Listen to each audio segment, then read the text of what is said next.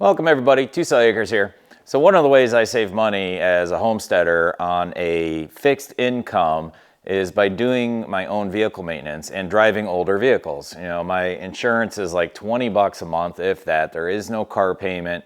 And this is a 95 Honda Accord and it's our daily driver. We live on this dirt road that's just trashed year round. As a matter of fact, the only time the road's nice is in the dead smack middle of winter, when it's just packed down with snow and ice. Then it's smooth. The rest of the year, it's always washboard and potholes and mud. And anyway, it does a number on the chassis of our vehicles.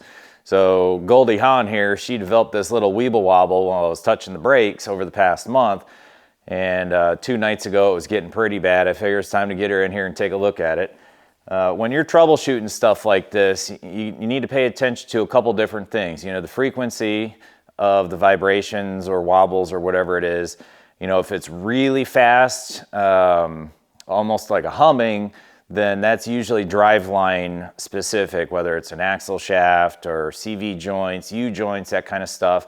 When it's more of a kind of a thing and you can feel it in either the brake pedal or the steering wheel, then it's usually wheel related of some sort, you know, where like in this example I'll show you here, it's a tie rod end.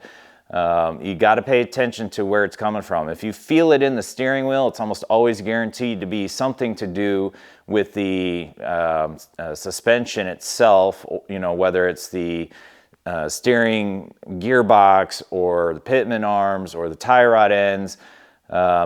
If you feel it in the brake pedal, you know, I was thinking at first it could have been the brakes, and that still is a possibility, but it's not very likely. I just did the brakes on this about a year ago. Brake pads are still great. And as I was slowing down, it didn't always do it. So if the brakes were bad, say I had a warped rotor, it would do it constantly. Every time you touch the brakes, you know, that warped rotor would catch in there at the warp spot in the brake pads and thump, thump, thump, thump, thump as you're slowing down. It wouldn't matter the speed you're going. So let me show you what I found and we'll go from there. All right, so when troubleshooting these things, I always check things first, you know, get it up off the ground, and then I grab the tire and I shake it side to side, front or top to bottom, in and out, and then rotate it as well. So just rotating this, you can feel if the brake's catching. It does have a little bit of a catch, but that's nothing that I would be concerned about. Everything else there is solid. This particular tire, when I shook it, I could feel it clunk a little bit going side to side, but not top to bottom, and there was no play in and out. As well as the wheel bearing, when you rotate your rotor, you would feel or hear grinding, or it'd be loose. Depending on the type of wheel bearing you have, you can grab the hub itself, or if it's on the tire, and the whole tire might be loose if the wheel bearing's shot. But in this case, I found that this tie rod end here has a little bit of back and forth play to it. It's not a lot. I'd say less than 1/8 of an inch, which that could be causing this. I'm not 100% sure, but I picked up another tie rod end. I changed out the tie rod on the other side, I don't know, 6 months ago. And when you do this, you can get away with measuring things out, making sure it's just right, and you could even get away with driving it for a while, but I would highly recommend, after changing steering components specifically, to get it aligned. You know, if I was just changing out, say, a shock, I wouldn't bother with an alignment. A wheel bearing, I wouldn't bother with an alignment. Depending on the vehicle, a lower or upper ball joint, then you should probably get it aligned, but again, it would depend on the vehicle. All right, now I'm not gonna lie, sometimes getting ball joints and tie rods out can be a real hassle. I know these ones are less than 3 years old. They're not as bad as I have seen, but we do live in the Rust Belt, and it sometimes requires an air hammer and or heat to get these guys off of here.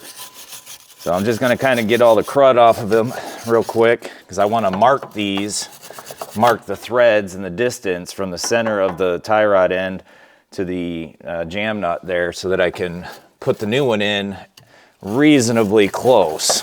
First step is to get our cotter pin out of here, and I can tell already this is going to be terrible. Cotter pin isn't moving at all, so I might just put the impact gun on it and it'll chew that cotter pin right off. Now, before you loosen this one up, you want to loosen that jam nut. Sometimes you can take a punch, and I'll try to punch that cotter pin out first, just so I don't destroy it too bad. And that's why you break it loose first. The jam nut didn't even move. It's actually spinning the inner tie rod, which is fine. It's got flats on it so that you can get another wrench on there, and that's. But I brought a pin punch out. We'll see if we can't punch this thing out of here.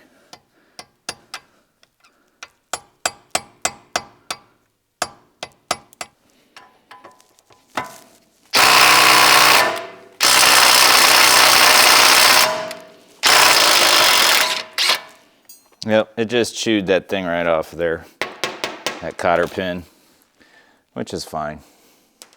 We're not going to be reusing that anyway. Now to separate this, like I said, never just smash on those threads. Put the nut back on. And I'm hoping that this works because I know it's not that old and it's not that rusted. I'll run this nut down to the top where the top of the nut is pretty close to flush with the top of the bolt. Perfect. Popped right out. Now I have to push the tie rod back into the cone, into its seat, because the tie rod itself is loose, or the ball joint in there is loose, so the nut was just spinning the shank. There it is. 14 mil to hold the inner tie rod in place. I've already broke this loose once. There it goes. So the last time I put this on here, or when I put this one on, I covered that inner tie rod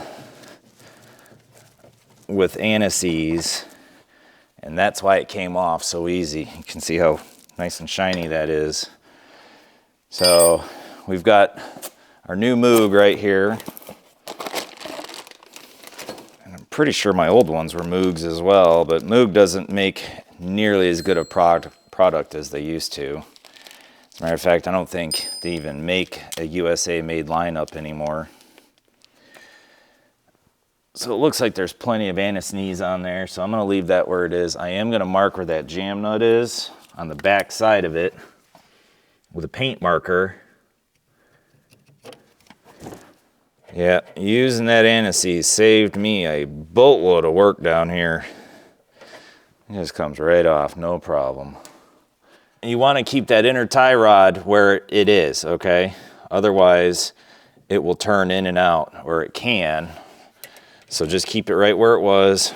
Run the new jam nut on. I run it just a smidge past where it was. Gun cleaning brushes, wire brushes, work fantastic for this kind of stuff.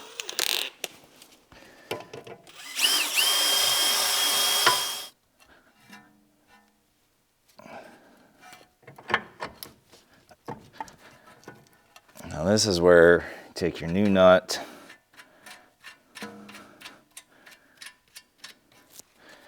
and this one you want to run down. Just run it down. That cotter pin ain't even going to touch that. Those threads are way too long for that castle nut. Huh.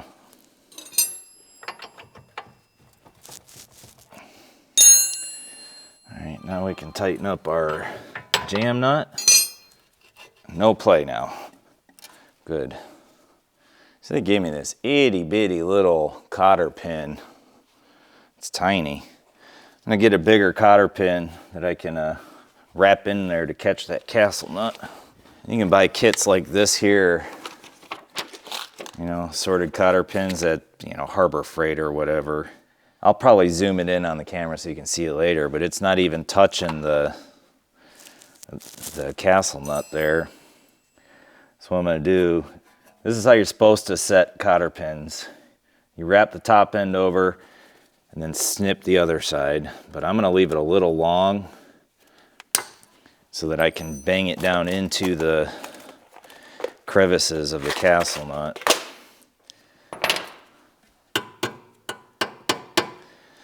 It ain't going nowhere. Looks kind of crappy, but it ain't coming off. And that's it. It really is that easy. It wasn't even, 15 minutes.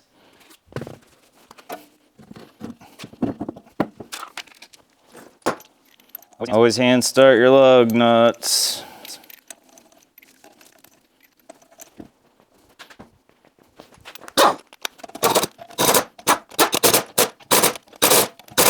Oh, check again, play. Other than a little dirt caught up in the rotor here, I don't hear anything else. No play top to bottom. No play left to right. All right. Well, that's it. I'll leave this video here. Call it no news is good news. If I go out and test ride it, I'll be deleting this anyway. So, hey, thanks for watching, and we'll catch you on the next video.